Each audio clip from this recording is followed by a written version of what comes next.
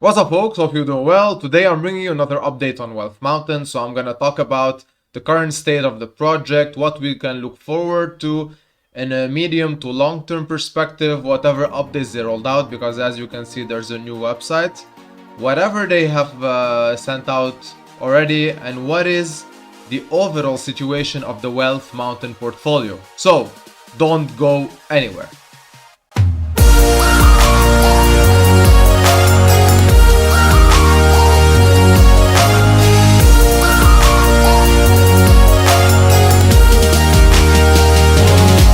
Alright, before I actually get into the core and the subject of the video, I really want to emphasize that it's very important for you to keep your crypto outside of exchanges overall, or any centralized entity. Please do so. I've been doing a bit of digging into the stable fund situation, and there is one case where perhaps no one will see the refunds or any of the money they invested if they haven't claimed anything as of yet. And with the latest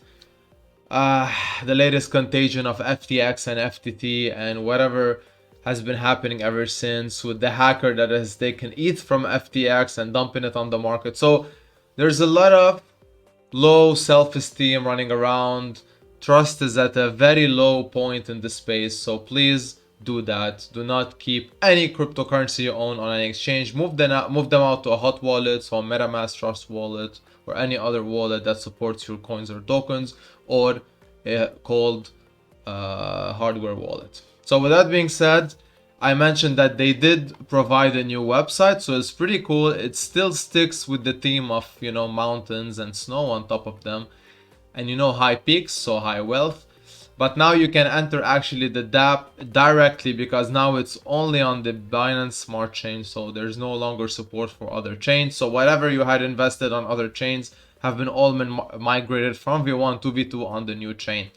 So right off the bat, you can clearly see the Wealth Mountain portfolio overall, how much it has, even though this number should be updated. I don't know if this is a light feed, because if you click on it, it will take you to the portfolio. Sorry, that is the internal dashboard. So if you click on this, it will take you to the Wealth Mountain portfolio. I think there it is. And then it will show you actually how much there is in the address itself. So anyways, I'm not gonna really get into whatever was pushed out from an update perspective, so whatever V2 holds for us, because I did publish a video about this. I'm gonna leave a link to it in the description below, either this, or you can find it once the video ends, in the most recent views, or whatever YouTube suggests you to watch after that. So it will pop up there and in the description most probably, so check it out. Check it out how you can right now either enter the Wealth Mountain protocol if you're a new user, or how you're gonna benefit as an old early adopter previously being staked into the version 1 of the protocol. So yeah, so that is the website. Just roll it over, and the cool thing is that they actually pushed the white paper. So right now you can actually access this through a Gitbook document URL. So it's all of this information is no longer just on the website, because in V1, so the prior URL contained just the information, whatever you to know, visible in front of you. So now there's actually a proper light paper, white paper, whatever you want to call it, and then you can go over it element by element, chapter by chapter, and you can see everything. But again, if you want to learn more about what is V2 and what was V1, if you're interested, just out of curiosity purposes,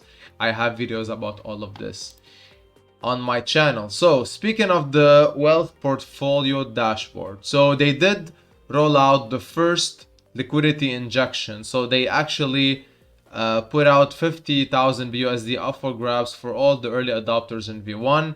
However, unfortunately, the amount is not very large. It's about 2% per user. Of course, it also depends on how much money you have invested in. So according to metrics on chain data, a total of 2.4 million, about that, so 2397 million was taken from V1. So that's how much money was injected in V1 originally, and that was migrated to V2, and that 50,000 was split on the total number of users of 2,424.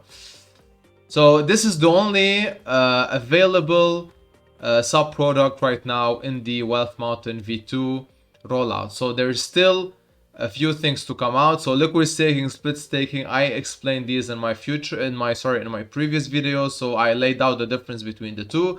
One is a stake where you can actually have your initial back minus 5%, and then the split staking is literally like buying a fixed price stock. So as you can see, perhaps stock is not the right term, but you're literally buying a small stake priced at that much. It will give you a total of 300%, and you cannot get that initial back.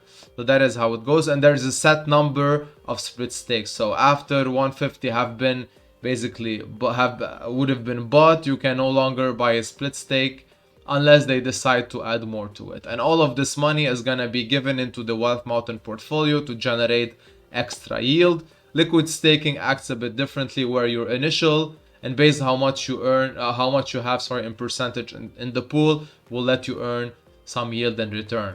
So with that being said, right now, if you are an early adopter, you can connect actually right here in the dApp. So I have one random wallet collected. I have nothing right now migrated from V1.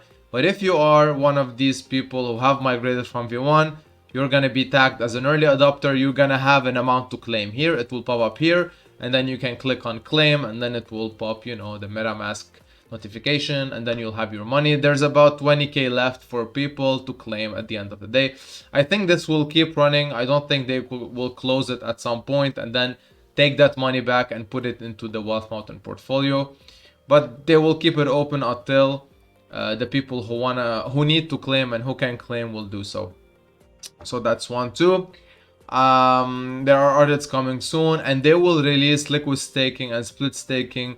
Not it's not very far right now. I think they're waiting for the audits, and then they will roll them out. So we're looking forward to that, because the idea behind them is to actually invest in something and not worry much about the longevity and the overall health of new users versus old users, because it's not gonna act that way. It's not gonna depend on new money coming in, because new money coming in is gonna take a part of the revenue generated by the Wealth Mountain portfolio, and it's not gonna take money from the new users that are gonna come in after them. And same in principle, well, when old users are gonna benefit from new users. So yeah, with that being said, I just want to hop in quickly and check the Wealth Mountain portfolio, because I do have a few key takeaways here, and I do want to point out a few things, and many aspects of it have changed ever since they started investing in this portfolio back when V1 was rolled out.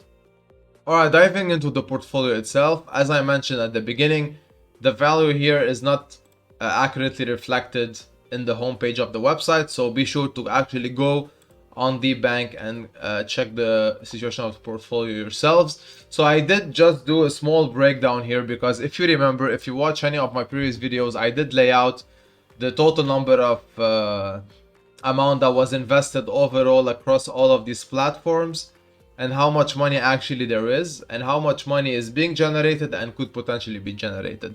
Now, unfortunately, most of these amounts and most of these investments are not panning out as they would have, and a lot has changed back then.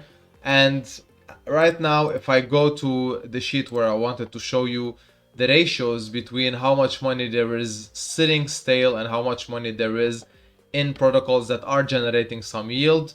So everything is verifiable on chain. So if you check the wallet, you can clearly see how much money there is in a wallet and how much money there is in other protocols and across also other chains. So if you do the breakdown very simply of the 540k, there is about 200k in stable. So right now that amount is sitting in a stable coin, BUSD, USDC, USDT, and not doing anything. Now, my basic assumption behind this is that most of this money came actually, or perhaps came from the stable fund refund, or I really hope that that is the case, because yeah, as I mentioned at the beginning, that's me personally, I'm doing a small follow-up on all the stable fund situations. So if they did get the refund, I'm glad, because there was a lot of money invested in stable fund, 127k to be exact. So that is indeed a lot of money. So there was a lot of promise there because of the 1.5% daily that the protocol was generating and was paying out actually. But the similarities between this and other scams in the past was too high. I don't know, like it went overboard, but if they did get the money back, I'm really happy. And yeah, it's a shame really. But anyways, going back to that part, I think perhaps part of the refund or also part of the old yield that was generated, that's what made up the 50k that was given to refund a bit or to give a bit of money back to the early adopters. And hence why you can see about 100k difference between whatever the value is on the homepage, so 658 versus 540 at 50, and then you have the market drop that affected everyone. We had altcoins dropping 30 to 40%. So yeah, piece these things together and you can get the idea behind the portfolio drop. So with that in mind, so I said that that's how much we have in stables. Most of it is BUSD. So I expect the team to be sitting on the sidelines waiting for the market to actually set itself or bottom out, and then them entering in a potentially new yield generating protocol or product and actually start getting that money rolling in, because there's about 295k that is actually right now sitting in places where it's picking up some yield. There is 43k in spot. By spots I mean like different coins and tokens that hold value, not a stable coin. So for example, there's a bit of money in ETH. If you check the Ethereum wallet, there's a bit of money in ETH. If we go back to the Binance wallet, the BNB wallet, sorry, you're gonna see some .ADA links. So several and a peripheral of tokens and coins. Now I don't know, maybe perhaps they're keeping that money because it's actually in the loss and they're waiting for the market to turn back around. So let's see what's gonna happen there. And unfortunately, that amount of money that is currently invested is not getting much. So according to DBank, that's how much yield this money has generated. And effectively, that's less than 1%. And that is how much there is money sitting in stables right now. So 37% of the whole portfolio is sitting on the side. And that's actually something that, even though people right now may be a bit skeptical, I mean, how are you going to be able to pay out all this money without burning the capital, right? So how are you be able to generate 50k a month if that's how much we are generating right now? And that is a very valid concern in my opinion. But what I really like and what I want to shed light on and perhaps touch base on the half filled out part of the water glass, you know. So I just want to perhaps shed a more positive light on this matter and say that having all this money in stables with how the market is reacting in turmoil and how people are trying to catch a falling knife, perhaps it's a good thing. Perhaps the team is just waiting on the sidelines, keeping that money in, and will potentially jump in once the opportunity shines bright and becomes better for all of us. So I'm really looking forward to seeing where this money is gonna go, and hopefully they will make the right decisions in regards to investing this money properly and trying to actually give back to those investors, because as an early adopter you won't expect more than your initial. So that's the plan. The plan is to give back all of the initial money that the early adopters have invested at some point and break them even.